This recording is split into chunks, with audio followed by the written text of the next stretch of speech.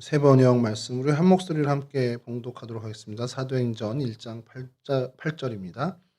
그러나 성령이 너희에게 내리시면 너희는 능력을 받고 예루살렘과 온 유대와 사마리아와에서 그리고 마침내 땅 끝까지 이르러 내 증인이 될 것이다. 세 번역이랑 좀 다르네요. 말. 네. 네, 아니, 네, 눈으로 좀 보시고요. 감사합니다. 예, PPT 이제 계속 넘겨주시면 좋겠습니다.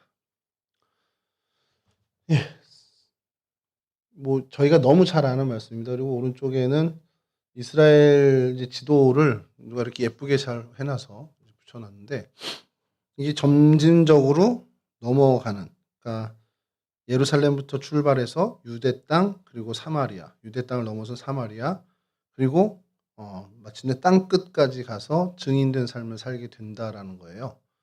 그게 이제 우리의 어떻게 보면 방향이고 우리의 인생이 그렇게 돼 가야 된다라는 걸 얘기하는데, 뭐 굳이 예루살렘이다 그러니까 너무 문자적으로 해서 뭐 예루살렘 가야 돼 이런 얘기가 아니고 우리의 삶의 자리에서 계속 이렇게 확장되어 가는 것을 이제 의미하는 겁니다. 근데 그 전제가 뭐냐면 성령이 내리시면, 성령이 임하시면, 성령이 함께 하시면, 그렇게 함께 하시면 뭐가 발생되냐면 권능이 생긴다라는 겁니다. 그리고 우리 그 성경 개역개정에서 권능이라고 표현하는데 이게 사실은 잘 안 쓰는 말이잖아요. 우리 일상 언어에서는. 권능이란 얘기를 혹시 여러분 쓰시는 일이 있습니까? 여러분 평소 생활에 신앙생활 말고라도. 제 친구 아들 이름이 이권능이에요.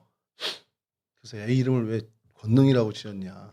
제가 이제 농담 삼아서 야, 아무리 교회를 하는데 아들 이름을 권능이라고 짓냐 이랬더니 그 친구가 니는 아들 이름을 예훈이라고 줬던데. 그래서 예훈이가 이상한 거야? 그랬더니 그때 알았습니다. 예훈이가 이상하대. 예자가 들어가면 뭐 다 예자 많이 들어가는데 그랬더니 그건 교회 애들 얘기고 또 그렇게 얘기를 하더라고요. 어쨌든 권능이라는 용어를 우리가 많이 안 쓰는데, 그래서 이제 세번역이라든지 우리말 성경이나 새한글 성경은 이걸 다 이제 능력으로 이제 바꿨습니다. 이제 능력이 이제 표현이 되다 보니까 이거 또 오해가 생기는 게 뭐냐면 이 능력이 우리가 생각하는 성경에서 얘기하는 그런 능력과 조금 다른 이제 이미지를 갖고 있는 거예요. 여러분들은 기억을 못 하시겠죠. 2002년 일이니까 2002년 월드컵이 지나고 그때 국민적 영웅으로 등장을 했던 히딩크 감독이라는 분이 있습니다. 그분이 CF를 찍었는데 삼성카드에서 전격적으로 그분에게 엄청난 개런티를 주고 CF 모델로 발탁을 했어요. 그리고 그분의 광고 카피의 대사는 딱 한 줄이었습니다. 여러 사람이 히딩크를 향해서 당신의 능력을 보여주세요. 그랬더니 삼성카드를 딱 꺼내는 겁니다. 그러니까 히딩크의 그 놀라운 지도력이나 이런 것들의 능력이 삼성카드의 위력이 그 정도에 버금간다라는 걸 이제 말하기 위해서죠.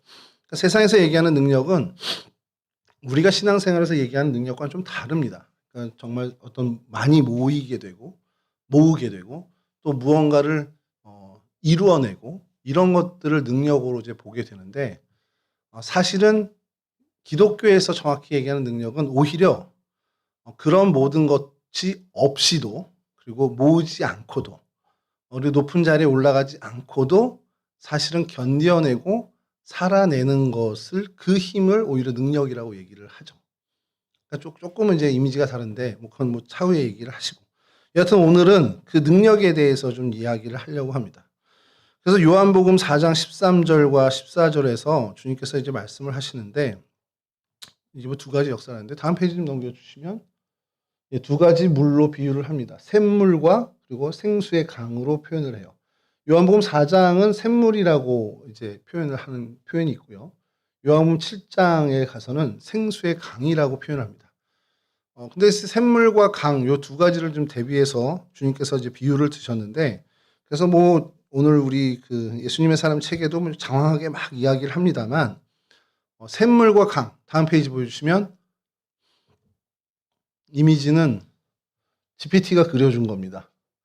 샘물 좀 그려줘 그랬더니 이걸 보여주고, 강물 좀 그려줘 그랬더니 어디 무슨 센과 치히로에 뭐 나올 만한 그런 그림을 그려주는데 샘물을 너무 제가 생각했던 것보다 너무 장황하게 그렸어. 그래서 샘물은 저희가 생각하는 보통 산에 가면 있는 약수터 정도, 그 정도의 물이라고 생각하시고, 강물은 정말 말 그대로 한강 뭐 이렇게 강인데, 사실은 이 주님께서 이야기하신 거에는 핵심적인 거는 어쨌든 이 사람의 갈증, 그래서 그 갈급해지는 것들을 해소해 주는 어떤 그런 이야기를 하신 겁니다. 그러니까 성령이 임하시고 성령이 우리 안에, 그러니까 말씀이 우리 안에 들어가서 정말 제대로 작동만 하면 그 배에서 생수의 강이 흘러넘치고 내게 오는 자는 목마르지 않게 하시고, 이런 어떤 물의 비유를 많이 하시는 건 결국 갈급함과 어떻게 보면 그 갈증들을 해결해 주는, 해소해 주는 역할에 대해서 초점을 맞추셨는데,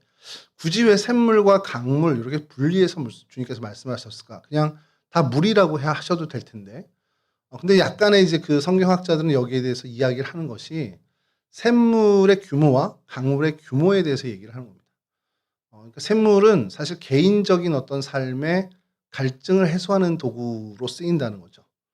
그러니까 지금 목마른데 이제 물을 먹는 정도인데, 그걸 가지고 뭐 목욕을 한다거나 큰 농업 용수를 쓰거나 이러기는 좀 어려운 분량의 크기라는 그런 양이라는 거고, 강물은 뭐 갈증 해소는 뭐 기본이고, 그걸 넘어서서 뭐 온몸을 씻고 하는 그 씻는 것뿐만 아니라 많은 농지들, 그 땅 이런 것들에 대해 어떻게 보면은 그 해결을 해주고, 가뭄을 해결해주고, 어떤 비옥한 땅으로 만들어주고, 어쨌든 그런 모든 정말 규모 면에서 훨씬 더 큰 역할을 한다라는 거죠. 그래서 이걸 이야기하는 것이 뭐냐면, 우리가 예수를 믿고 살아가는 거, 그렇게 되면 주님이 우리와 함께 하셔서 우리는 샘물은 얻어요. 누구나 다 주님과 함께 하실 땐, 주님이 함께 하시고 우리가 예수를 구주로 영접하고 했을 땐 우리 안에 정말 샘물과 같은 주님의 그 은혜가 넘쳐서 우리 한 몸은 정말 충분히 주님께서 은혜롭게 해주신다는 겁니다. 실제 우리 신앙생활도 그래요. 근데 이제 한 걸음 더 나아가라는 거예요. 근데 그냥 우리 개인적인 어떤 신앙의 갈급함이라든가 개인의 문제라든가 이런 것들 해소하는 것으로만 머물지 말고 좀 더 한 걸음 나가서 세상을 이롭게 하고 세상을 유익하게 하고 내 주변의 생명들을 주님께로 이끌면서 뭔가 그들로 하여금 풍요롭게 하는, 그 풍요라는 게 뭐 재산의 풍요는 아닙니다. 영적으로 풍요롭게 하고 주님과 관계를 밀접하게 하고 하는 그런 역할을 할 수 있는 사람으로까지 한 걸음 나갔으면 좋겠다. 이제 그거에서 강물의 비유를 하는 겁니다. 근데 이제 그러기 위해선 뭐냐? 그때 필요한 것이 성령의 권능, 성령의 능력이 필요하다는 겁니다. 왜냐하면 그건 개인의 능력과 개인의 힘으로 할 수 있는 일은 아니라는 거예요. 물론 우리가 개인적으로 주님을 고백하고 예수를 주로 고백하는 것 자체도 우리의 힘과 능으로 하는 건 아니죠. 성령께서 도우셔서 예수님의 은혜로 하는 거지만, 개인의 한 사람의 구원과 하나님과의 관계에서 개선돼 나가는 것을 좀 머물지 말고 한 걸음 더 나아가 우리 주변의 생명들을 좀 책임질 수 있는 사람으로, 우리 공동체를 책임질 수 있는 사람으로, 그래서 공동체의 유익을 위해서, 내 주변 사람들의 이로움을 위해서 내가 뭔가 이로운 사람의 역할을 할 수 있는 그런 것들을 해야 하는 것을 우리 주님께서 우리에게 요구하시는데, 그러기 위해선 가장 베이스, 가장 기본적인 게 성령의 권능, 성령이 함께 하신 능력을 받아야 된다는 걸 얘기하는 겁니다. 사실 오늘 이 모든 건 여기가 끝이에요. 이게 이제 우리의 핵심입니다. 그래서 거기서 예화를 든 것들인데, 뭐 다음 페이지 한번 넘겨주시죠. 그 12명, 120명의 제자 그 부분들인데, 이건 마가의 다락방에 대해서 지금 잠깐 정리를 한 건데요. 뭐 이건 그냥 넘어가도 될 것은 그 얘기고요. 넘겨주시면, 요 얘기입니다. 그래서 권능의 삶을 좀 살아야 된다라는 것. 그러니까 여러분들에게 하나님이 기대하시는 게 그냥 동성교 청년부에 머물러서 그냥 너희끼리 우리끼리 그냥 재밌게 지내고 신앙생활에 하고 신앙생활은 정말 신앙생활의 맛이 이런 거야, 이렇게 그냥 지내는 걸로 말고, 뭔가 하나님이 좀 너희들에게 우리에게 주시는 그 좀 꿈, 그 전에 제가 이제 전에 청년부실로 쓰던 데를 들어가면 항상 그 자판기에 100원을 넣고 믹스커피를 뽑으면서 꼭 뒤를 돌거든요. 뒤를 돌면은 액자가 걸려 있어요. 몽골 다녀온 우리 청년부 선배들이 몽골 다녀온 사진이 있는데, 그걸 보면서 이게 참 우리한테 저런 날이 다시 왔으면 좋겠다라는 개인적인 소망을 갖게 되는 겁니다. 몽골에 가서 뭐 엄청 위대한 일을 한 거 무슨 그런 기준으로 보면 엄청 위대한 일을 한 건 아닙니다.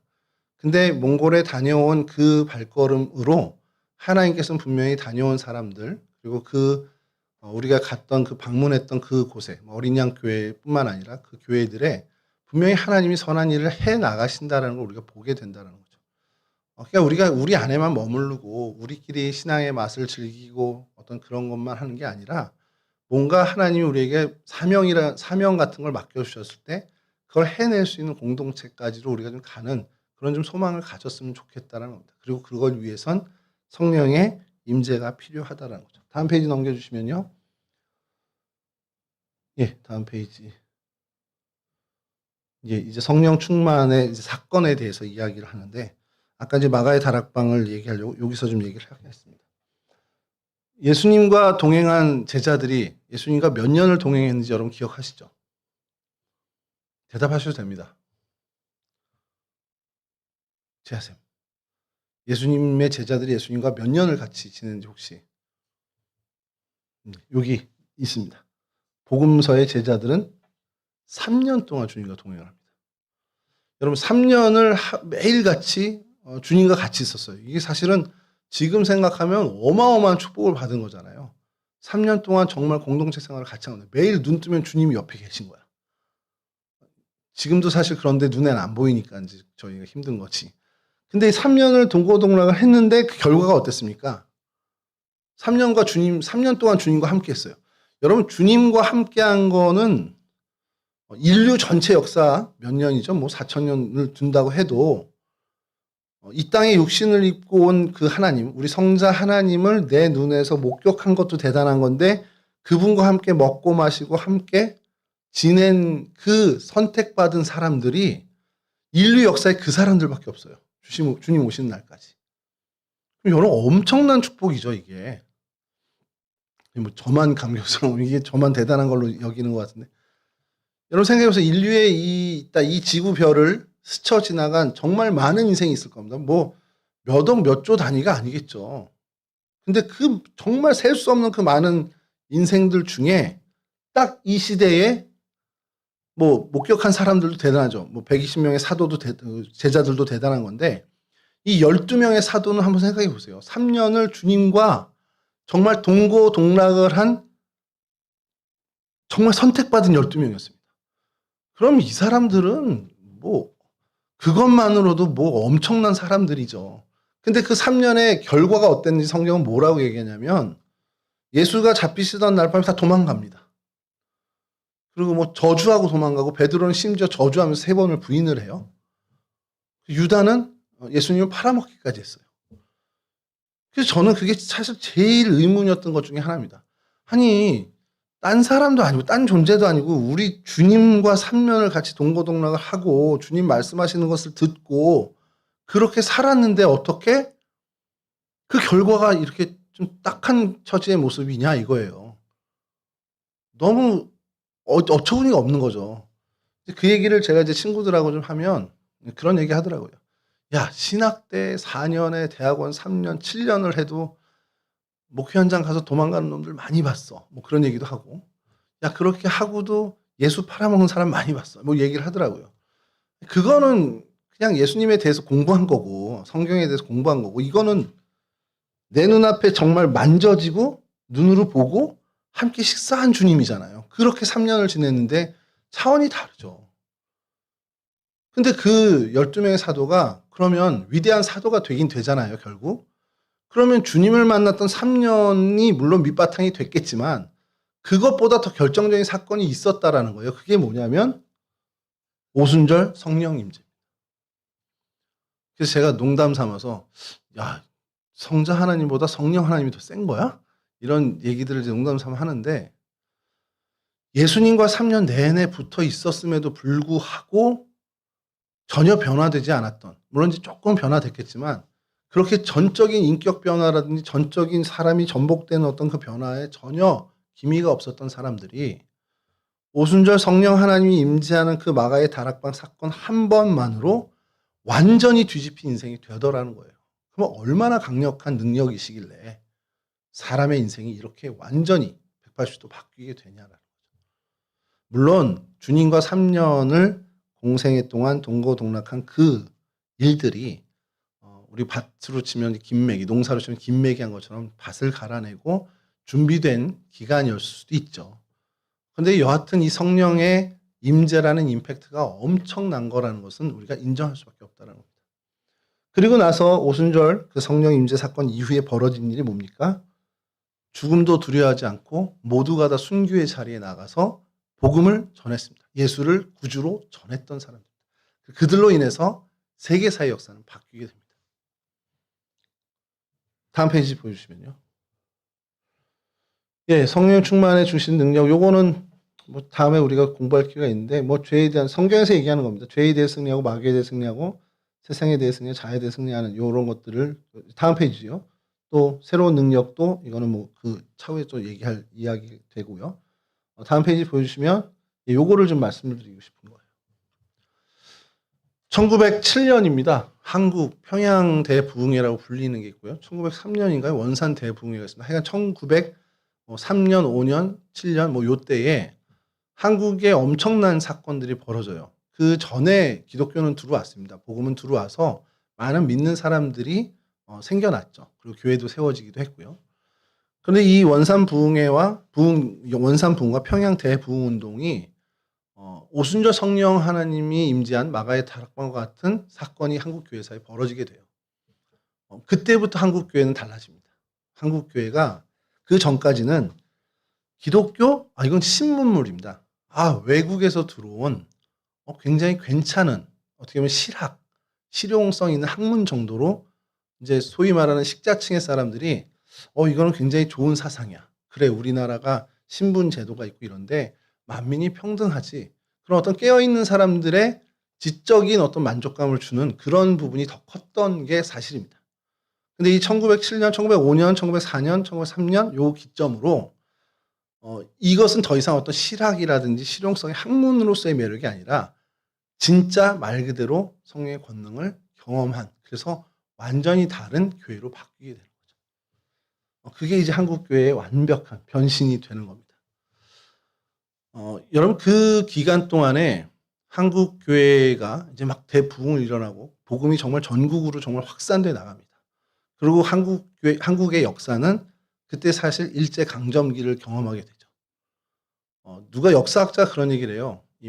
이만열 교수님이라든지 이분들은 무슨 얘기를 하냐면 한국이 어쨌든 열강들의 틈 속에서 일본이 됐든 러시아가 됐든 어쨌든 그 제국주의자들에게 먹힐 수밖에 없는 구조였다라는 겁니다. 러일 전쟁에서 러시아가 승리했다면 러시아가 이 한반도를 차지했겠죠. 러일 전쟁에서 일본이 승리하면서 사실상 일본이 이 한반도를 주둔하게 되고 그래서 사실 우리가 일제 강점기에 들어가게 된 게 역사적 사실입니다. 근데 그때에 만약에 한국 교회의 어떤 부흥 운동이라든지 이런 성령의 어떤 역사가 없이 우리가 그냥 조선 말 그리고 대한제국 말에 이런 일을 당했다면 아마 지금까지도 우리는 아마 지금은 그냥 일본과 완전 동화된 그냥 일본 사람으로 우리가 살 수도 있을 거라는 얘기를 해요. 그 이유가 뭐냐면 일제 강점기에 이 억압과 이런 어떤 그 강압에 의해 저항을 하고 이것에 독립을 하겠다라는 의지를 사실은 끝까지 갖고 끝까지 밀고 나간 주축 세력은 기독교인이었다는 겁니다. 그들이 없었다면 사실 독립은 어려웠다라는 거죠. 근데 그 역사학자들이 뭐 이만희 교수뿐만 아니라 모든 분들이 그런 얘기를 동일하게 얘기해요. 조선이라는 땅이 한국 민족성에 뭐 잘 이거 된 것도 있지만 기독교 신앙이라는 것이 결국엔 이 나라를 바꾸게 된 정말 힘 있는 원동력이 되었다는 겁니다. 이런 얘기를 하면 좀 안타까운 얘기긴 한데 뭐 이승만 대통령도 좋습니다. 뭐 다 전 좋아요. 근데 뭐 우리나라 건국이 언제냐 뭐 건국절 논쟁도 지금 굉장히 많습니다만 뭐 다 치고 하나 제가 안타까운 건 우리나라 독립이 우리나라 광복이 우리의 힘으로 얻은 게 아니라 뭐 정말 말 그대로 나가사키하고 히로시마의 원자폭탄이 투하된 것으로 그래서 된 거 아니냐. 그러니까 얻은 거 아니냐 이렇게 얘기를 해요. 근데 그건 정말 역사를 한 면만 보는 겁니다. 한 면만. 실질적으로 우리나라 광복군이 창설이 됐고요. 그리고 그 광복군과 그 중국과 러시아와 해서 어쨌든 그 2차 세계대전에 독일과 일본을 대항하던 연합군에 이 광복군이 정식 군대가 들어갑니다. 그러니까 물론 정식 나라가 있는 군대는 아니지만 정식 편제로 들어간 군대로서의 역할을 했습니다. 그러니까 승전국이에요. 승전국 말 그대로. 근데 그런 부분들은 다 배제하고 그냥 미국이 갖다 준 독립이잖아. 이렇게 좀 얘기하면서 이건 우리가 얻은 독립이 아니야라고 얘기하는 것은 좀 안타까운 부분이긴 합니다. 여하튼 뭐 그건 좀 역사 논쟁이니까 좀 빼더라도 여하튼 대한민국 사람들이 이 독립에 대한 이 나라를 잃은 이 마음 슬픔과 그리고 나라를 되찾겠다고 했던 그 마음들의 가장 중심에는 이 기독교인이 있을 수밖에 없었다는 거죠. 여러분 가만히 생각해 보세요. 어제 제가 이렇게 밖에 나갔다 그러는데 너무 추운 거예요. 주차장 우리 태화울 주차장 갔더니 11월 이제 말이 돼서 정말 춥구나. 근데 겹겹이 껴입었는데도 엄청 추운데 집에 들어왔는데도 그 한기가 안 가시는 거예요. 너무 밖에 떨었더니. 근데 그때 마침 TV에서 딱 얘기가 나오는 게 그 서대문 형무소 장면이 지나가는 겁니다. 집사람이 저한테 그런 얘기를 하더라고요. 뭐 보다가 저한테 얘기한 거지만. 야, 근데 그때 서대문 형무소 이 추운 겨울 이런 날씨에 패딩 뭐 소미불 뭐 이런 거 좋겠습니까? 그냥 거적대기 같은 옷 하나 입고. 근데 그렇게 옥고를 치르던 17살, 18살, 20살도 안 된 그런 독립운동하다 잡힌 그런 학생들. 왜 그랬지? 이런 생각이 드는 거예요. 그게 안 힘들었을까? 근데 그것과도 맞바꿀 만한 뭔가 신념과 열망이 있었고 갈증이 있었다는 겁니다. 그게 나라의 독립이었어요. 유관순 열사를 우리가 늘 얘기합니다. 여러분 가만히 생각해 보세요. 17이면 우리 지금 영문이나 예훈이보다도 어린 애들인데 그 나이에 나라를 되찾아야겠다. 지금 우리 청소년들한테 그런 요구를 한다면 저희 뭐 인권 문제로 해서 지금 저희 큰 제재를 받을 수도 있는 문제인데 뭐가 그렇게 그들에게 이게 얼마나 절실하길래 그들이 자신의 인생까지 다 내어 던지고 나라를 위해서. 여러분 그건 어떤 신념이나 이데올로기로만으로는 설명하기 어려운 그들 안에 신앙이라는 게 있다라는 겁니다. 그리고 그것이 사실 중심에 기독교가 있었다라는 것이고. 그렇게 이 땅에 한국 교회는 나라를 살리고 민족을 살리던 그런 역할을 했던 교회입니다. 그 원동력은 결국 성령의 충만함으로 인한 교회의 회복 때문에, 교회의 어떤 정립 때문에 그렇게 된 거죠. 근데 오늘날 너무 안타까운 건 이 땅의 기독교, 이 땅의 교회, 이 땅의 그리스도인들이 정말 세상을 이롭게 하는 존재들로 살아가고 있냐?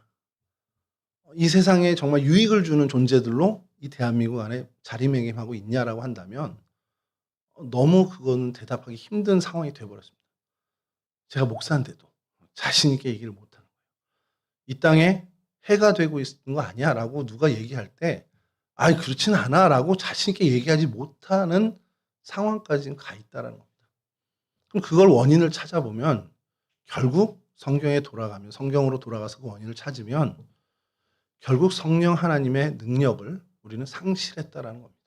한국 교회가, 한국 땅의 그리스도인들이. 물론 그리스찬이 1,000만 명 있어. 근데 1,000만 명이 다 그런 건 아니겠죠.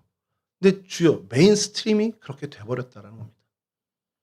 이 시대에 그럼 우리가 회복해야 되는 가장 중요한 게 뭘까요? 결국 교회마다 그리스도인들마다 성령의 임하심, 성령의 충만이 우리에게 가장 중요한 숙제가 된다는 겁니다. 사실 그것만 해결되면 앞서 얘기한 모든 일들이 다 같이 한꺼번에 해결되는 은혜를 맡게 됩니다.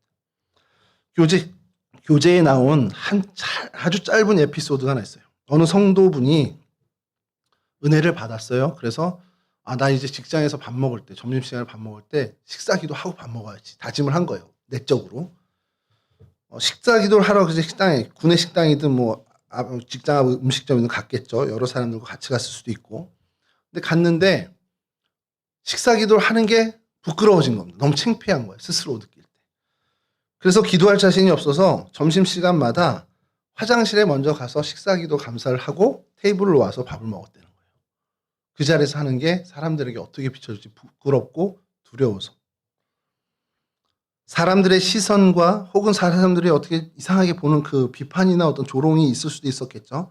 그것 의식하는 것 때문에 식사 기도도 제대로 못하는 그 성도들을 보면서 그리고 이 예화를 읽는 저도 동일하게 느낀 건 한국 교회가 이렇구나. 한국 크리스찬이 이 정도다.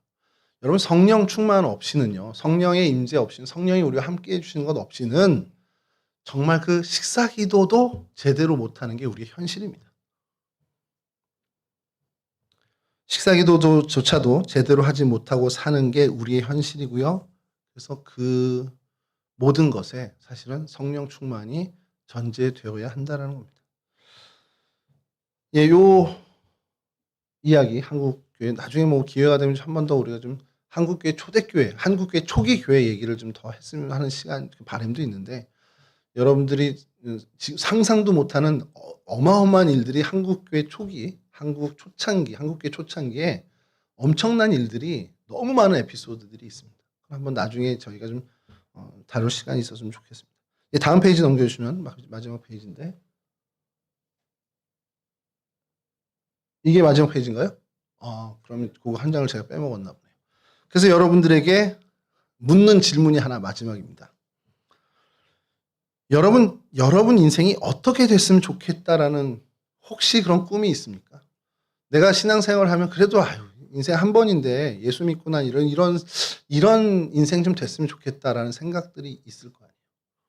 거기에 부탁은 정말 주님이 원하시는 주님이 맡긴 그 사명을 감당하는 것이 좀 들어갔으면 좋겠습니다. 여러분들이 꿈꾸는 여러분들의 인생에 하나님 나 때문에 하나님이 조금 좀 기쁨을 갖고 나로 인해서 하나님이 조금 더 칭찬받고 내가 살아가는 내 땅에 내가 살아가는 내 세상에서 내 인생 때문에 그리고 우리 공동체 때문에 하나님이 조금 더 그래도 면목이 쓰는 그런 삶을 좀 살았으면 좋겠습니다라는 게 좀 추가됐으면 좋겠습니다.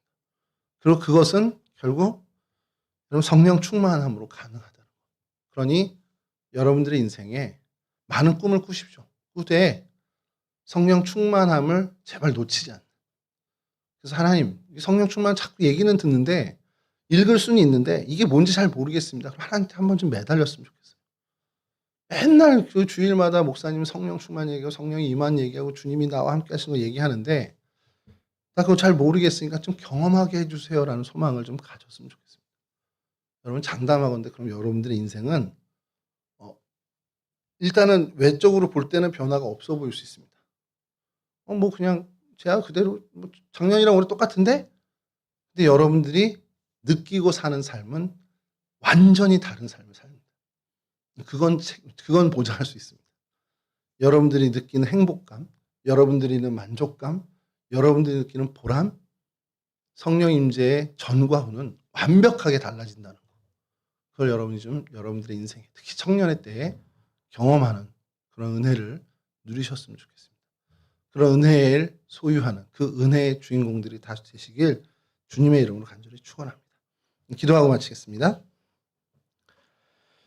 여호와는 내게 복을 주시고 너를 지키시기를 원하며 여호와는 그 얼굴을 내게 비추사 은혜 베푸시기를 원하며 여호와는 그 얼굴을 내게로 향하여 드사 평강 주시기를 원하노라. 좋으신 아버지 하나님, 이 땅을 살아가는 그리스도인으로 우리를 세워주심에 감사를 드립니다.